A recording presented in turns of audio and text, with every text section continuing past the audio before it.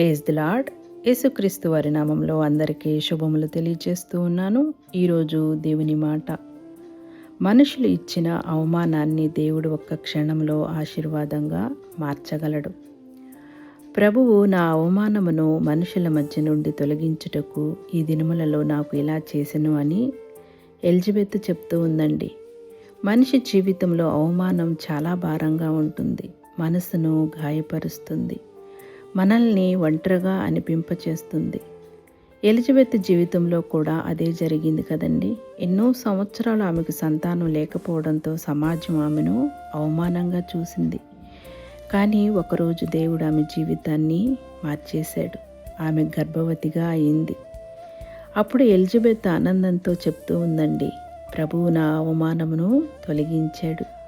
మనుషులు ఇచ్చిన అవమానాన్ని దేవుడు ఒక క్షణంలో ఆశీర్వాదంగా మార్చగలడు కదా.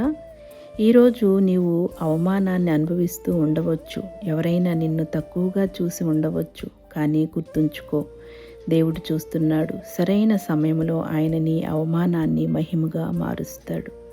ఇదే దేవుని మాట. చిన్న ప్రార్థన చేసుకుందాం. ప్రభువా, అవమానంతో బాధపడుతున్న ప్రతి హృదయాన్ని నీవు ఆదరించండి. మనుషులు ఇచ్చిన గాయాలను నీవు స్వస్థపరచండి. మా అవమానాలను ఆశీర్వాదంగా మార్చి నీ మహిమను మా జీవితాల్లో చూపమని యేసు నామములో ప్రార్థిస్తున్నాం తండ్రి. ఆమేన్.